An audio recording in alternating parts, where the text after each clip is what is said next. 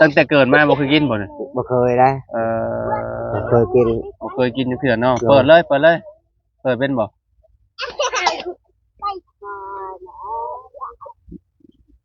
เป็นบ่นั่นแหละหันแบบนั่นแหละโอ้อ่านมึงดูมันยังเนี่ยจากแล้วมาชื่อประชาฮะประชื่อต่างประเทศ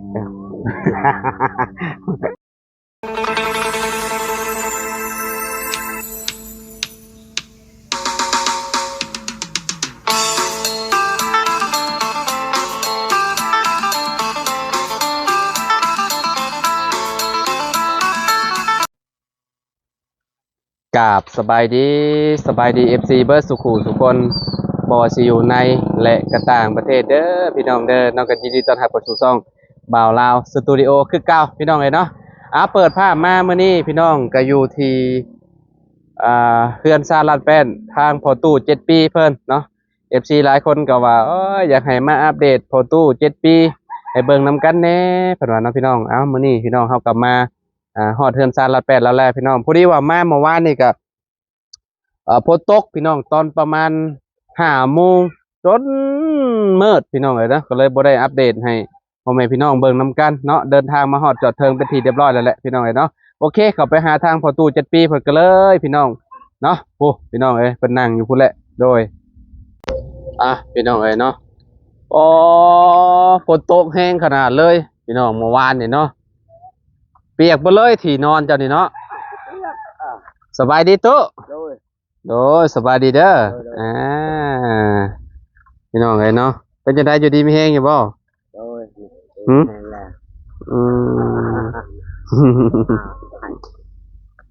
เดี๋ยวสิทายแล้วอีกก่อนพี่น้องแล้วสิจื้อเอาเนาะเอาก่อนเดินเอาตัวนี้ให้ก่อนเด้อพี่น้องเอ้ยเนาะเคยกินอยู่บ่เด้เนาะก็อนุญาตตู้เด้อบ่เคยมากินฮะบ่เคยกินเนาะบ่อันนี้เจ้าเคยกินบ่นี่ตัวนี้ที่เฮาเอามาให้เจ้านี่บ่เคยกินนะบ่เคยอันนี้เด้นี่เคยกินระหว่างตัวนี้กับตัวนี้ใครสิแซ่บกว่ากันเจ้าว่ะแซ่บตัวนี้เนาะฮะแซ่บตัวนี้แซ่บคือฮู้ว่ามันแซ่บยังบ่ได้กินซ้ำนี่หน่อยเนาะวันนี้โมไปเล่นกับเฮาเนี่ยไปเล่น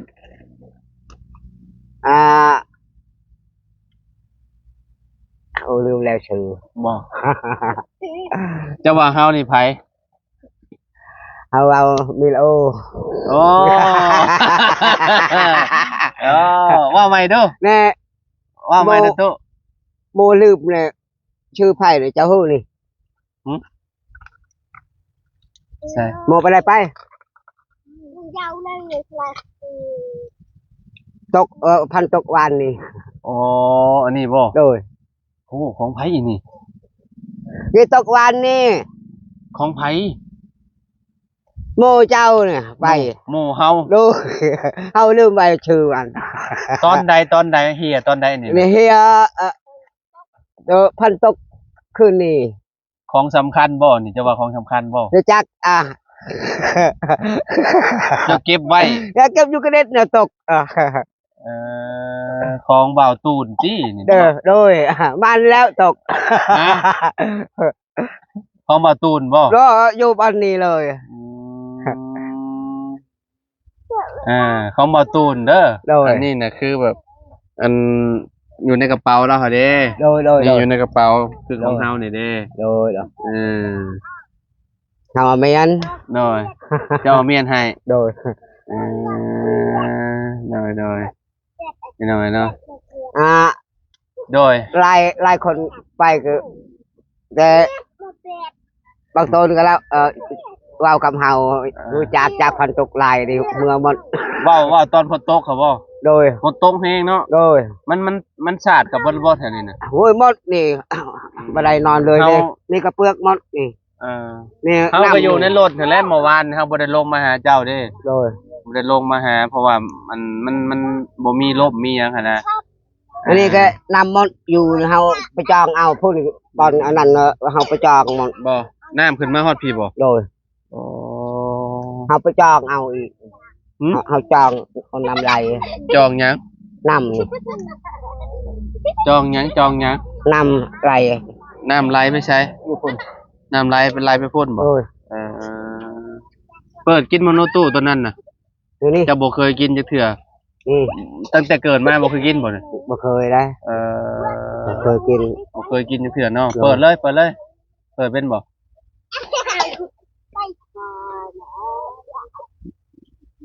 เป็นบ่นั่นแหละหันแบบนั้นแหละเออโอ้อ่า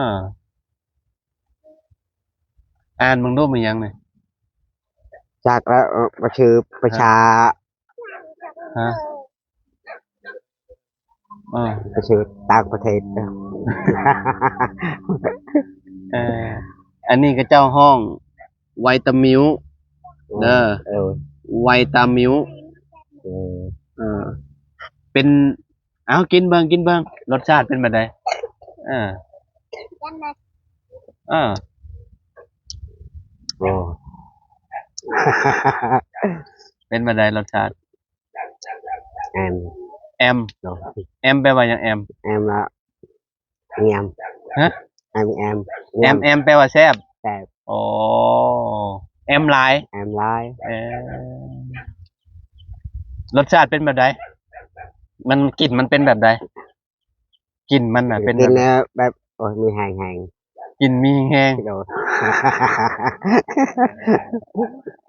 กลิ่นมันหอมบ่ เออ ฮะ มันหอมฮะโอ้ยแอม หอมมีแห้งเนาะ มี กินเข้าไป แห้ง เนาะอันนี้คือนมไวตามิล โดย เนาะกระเจ้าเห็ดจากถั่วโดย จากถั่วเหลืองพี่น้องเนาะ โดย แซ่บๆตัว โดย เนาะกินเบิดอยู่บ่นี่ โอ้ยไปได้หมดแล้ว ฮะ ได้หมด เอากินบ่เบิดเจะเห็นแล้วได้บัดนี้ อ้าว ฮะ ดูสิก่อน บ่แบ่งให้เมียกินบ่ อืมอิ่มแล้วนี่ ยิ้มเลย โดย เอาไว้ให้ไผบัดนี้ เอาไว้เมียเขากิน เอาไว้ให้เมีย โดย แพงเมียเนาะจ้ะเนาะ โดย นี่ อ่าโอ้เอาให้เมียแล้วอ๋อเออเฮ้ยมาเลยเนาะแอมเราอ่ะกินมึงโน่เจ้าสบายดีเด้อโตะโดยผัวแพงได้นี่ผัวจงเมียนให้กินนี่อ๋อเอาเปิดกินเบิ่งรสชาติสิเป็นยังไงนี่สิแอมคือผัวอยู่บ่ไอ้ว้าวเป็นไดตุแซ่บขักเนาะอร่อย อ้าว อร่อยมาก พี่มานั่งนำกันพี่ นี่ ตุ๊ นี่เอาอะไร โอ้ยเนาะเออจองผัวเมียพี่น้องเอ้ยเนาะได้กินไวตามิลจะว่าครั้งแรกจะบ่จักอันนี้เนาะเจ้าเคยกินอยู่บ่นี่ตุ๊ เคย โดย ผัวคือว่าบ่เคย อันไปบ่เคยจุดเคย ฮะ อันบ่เคยจุดเคย บ่ผัวเจ้าเคยบ่เคยตู้อะเดียบ่เคยเนาะ ไม่เคยกิน ครั้งแรกเลยเนาะ เสร็จแล้ว แต่ว่าตัวนี้เนี่ยเคยเนาะ นี่เคย พี่น้องเอ้ยเนาะพ้นที่โต๊ะมาอีกแล้วนี่ โดย โกพี่น้องปุ๊เนาะ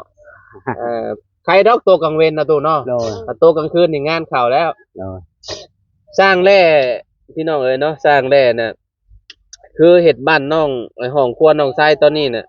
ยังเหลือแต่ใส่เอ่อบานประตูใส่บานประตู แล้วก็ว่าสิแก้หลังคาให้น้องไซว่าซั่นใส่เวลาประมาณอาทิตย์หนึ่งว่าซั่นดูเอ้ย ตาม แล้วก็สิหยุดเพิ่นว่าเพิ่นสิหยุด2มื้อเพิ่นสิหยุด2มื้อหลังจากที่เฮ็ดเรือนชานลันแปลนน้องไซแล้วเป็นที่เรียบร้อยแล้วเพิ่นสิปลูกมันปลูกกล้วยก่อนว่าซั่นช่วงนี้ก็ฝนตกแทบทุกมื้อเนาะอยู่แถวนี้เนาะ โดย มื้อเฮาเมื่อมันตกอยู่ว่าฝน เอาตกเลย หึ ตกขโมย ตกคุมื้อบ่ โดย เอ่อต ตกดีเนาะ ตกเลยเดี๋ยวในมือนี้เฮายัน ยันน้ำถึกไหมบ่บ่เป็นหยังดอกตัวนี้น่ะคือแบบเจ้าอันนั้นแหละเจ้าเอาอันนี้รัดไว้แบบนี้น่ะมันเปียกก็บ่เป็นหยังเพราะว่ามันทับกันอยู่ข้างบนแหละมันบ่โกงบ่ได้ดอกเขาว่ามันก็สิซื่ออยู่เนาะพี่น้องเอ้ยเนาะมันเราเฮ็ดถึกระบบหั่นน่ะเป็นอะไรอันต้นเสาเฮาบ่เป็นหยังบ่เสา ยังอยู่ ยังโอเคอยู่เนาะ โดยยัง เพราะว่าโปกเมียนเนาะตัวเนาะ โดยตกอยู่นั่นแล้ว โดยดีอยู่เนาะถือว่าโอเคเนาะตัวเนาะอืมโดยพี่น้อยเนาะกินข้าวกินน้ำเนาะบ่ตู้ โดยหมดแล้วเขายัง ฮะ โลนึง ข้าวที่ชื่อมาตอนนั้นเบิดแล้วบ่ โดย อ๋อสอบหนึงหาได้ โดย ยังเหลือโลนึงบ่ โดย โอ้พี่น้องเอ้ยเนาะเห็นแล้วได้บาดนี่ไปหาซื้ออยู่แซ่บัดนี่ ไปบ้านดอกนี่แล้ว ไปบันดงซื้ออยู่บันดงบ่ โดย เงินที่มันเรือตอนนั้นเฮาเอาให้เจ้ายังอยู่บ่ ยังก็บึ้งเลยหมดชื่อทานนะหมดชื่ออันนั้น ชื่อหยัง ชื่อทาน ชื่อทาน เออ ทานหยัง ทั้งไปฉายนี่นะ ชื่อทานไปใช้บ่ เออ เอโดย ทางอยู่นอนอยู่นี่ก็โอ้ย อดเอานั่นแหละตู้เอ้ยอดเอาเนี่ยเด้อ โดย เฮ็ดแนวใดซะเนาะเฮาเฮ็ดบ่เป็นเด้ โดย กันว่าเฮาเฮ็ดเป็นยังว่าเฮ็ดเอาเองก็ได้เนาะ โดย อันนี้เฮาเฮ็ดบ่เป็นเฮาก็ต้องทำใจนี่แหละเนาะพี่น้องเอ้ยเนาะมันเบิ่งท้องฟ้าก็ได้เนาะ โดย แค่นี้แต่มีแพร่บัตรแบบนี้พี่น้องเอ้ยเนาะมีแพร่บัตรคุมเมียนคุมไม้คุมหยังเมียนก็ยังว่าโอเคอยู่มันบ่ไม้ก็สิบ่เด้งบ่หยังปานใดอีกอย่างแล้วก็เฮ็ดถูกตามหลักสูตรอยู่พี่น้องเนาะแบบว่าเมียนไม้ทับกันแล้วก็เอาเสื้อมารัดแล้วก็เฮ็ดแบบนี้เมียนเนาะ โดย บ่แลงนี่ก็มานอนอยู่คือเก่าบ่ นอนคือบ้านนี้แล้วนอน เมื่อคืนวานนี่เจ้านอนบ่ นอน ตอนฝนตกแล้วเมื่อวานนี่ได้ เด้อนอน มันหยุดบ่ฝนหรือว่ามันตก มันตกไปหยุด หลังจากที่เฮากลับเมืองน่ะ 10 โมงแล้วหยุด 10 โมงบ่มันหยุด โดย มันถ้าบ่ได้แห้งหรอว่า เวลาแห้งแล้ว ต้มมันนี่ โดย ตกลิ้นๆเนาะ โดย อ๋อใครเนี่ย แต่เบ็ดมันลงแค่แห้ง แม่นตอนแรกๆที่ว่าบาตูนเข้ามาหาเจ้าน่ะ โดย แห้งตอนนั้นน่ะ แห้งตอนนั้น แห้งอีหลี โดยอันนี้เฮาอยู่บ้านนี้มันเมื่อเฮา ฮะ นอนเลยบ้านนี้ บาตูนออกมาเจ้าก็นอนเลยบ่ นอนเลยอยู่นี่เลย บ่เปียกบ่เว้าบ่ บ่เปียกเปียกแต่เครื่องนี้แหละเอาไปอยู่พด บ่ได้ไปสวนมันบ่นี่ มาเมื่อแล้วเมื่อย อ๋อไปมาแล้ว โดย อืม เมื่อยก็เฮาอยู่เอ้ย อ่า เมื่อยเฮ็ดแล้ว เอ้าเฮาเมื่อยเฮาก็หยุดแหละ โดย เนาะคือว่าบ่ได้แดดปานใดมื้อนี่ โอ้ยยังอมอยู่ยังพันตกเลย มันครึ้มเบิดมื้อเด้ โด มื้อย นี่มันบ่ได้แดดปานใด นี่เด้ ได้มาอีกเลยโอ้พี่น้องเอ้ยเนาะฝนตกดีแท้ยามนี่เนาะ โดย แถวเหนือนี่ตกตลอดเลยเนาะไม้ออกแล้วจักหน่อยนี่ เอาโอ้ย เฮาอยู่ประมาณ5-6มื้อ โดย ก็สิหวนกลับเมื่อบ้านอีกมาใหม่อีก โดย ก็บ่ฮู้ว่าสิทันสร้างแหล่เพิ่นบ่หรือว่าจังใดพี่น้องเพราะว่าสร้างแหล่เพิ่นว่าเพิ่นนั้นยังเอ่อเอ้า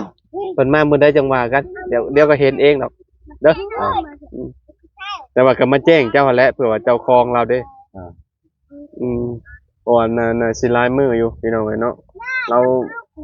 ได้ยินเราเว้ากับเฮาว่าประมาณอาทิตย์หนึงว่าคันแนนว่าแก้หลังคาหั่นน่ะสมมุติว่าได้แก้ โดย หลังคาบ้านน้องไส้เพิ่นพี่น้องคันว่าบ่ได้แก้ก็มาเฮ็ดให้ทางประตูเพิ่น7 ปีเลยพี่น้องเนาะเฮ็ดอิหยังแล้วเรียบร้อยก็น้องพี่น้องเพิ่นก็สิมากบไม้เนาะมากบไม้กบตอกนี่แหละแต่ว่ามันก็ยากๆนี่แหละเพราะว่ามันเป็นหน้าฝนเนาะพี่น้องมันก็เฮ็ดนำ ไฟฟ้าเนี่ยพี่น้องเนาะมันจะยากๆแล้วมันเปียกมันยังกับไฟช็อตได้เนาะ โดย เออเฮ้ยมาแล้วบาทเนี่ยโอ้พี่น้องเอ้ยปลูกโอ้ก็มืดแล้วพี่น้อง หมดแล้วอยู่บ่ได้แล้ว โอ้อยู่บ่ได้แล้วนี่เนาะโอ้ยทายย่านได้แบบนี้เนาะตู้เนาะ โดยยานโน้ต เอ้าพาไปเบื่อมาบ่มา ภาพมาอันนี้ก็มาบักฮะย่านบ่นี่ก็ได้ เอ้า ฮะ ตายกาคด ฮะ ตายกาคด ตายเก้าคน โดย อยู่ไส อ้าวแตกอันนี้ อืมเอ่อโอเคพี่น้องเอ้ยเนาะก็ขอตัวลำลาเด้อมื้อนี้มาขอจอดเทิงทางประตู7ปีเด้อพี่น้องเนาะขอบคุณพ่อแม่พี่น้อง FC บรรทุกทุกคนที่ติด ไป ตาม รั เด้ บปลอดภัยเด้อ โดยไว้พ่อกันใหม่ตู้เนาะคนมาแล้วเนาะเอาสบายดีเด้อพี่น้องเด้อเนาะไปแล้วโดยพี่น้อง เ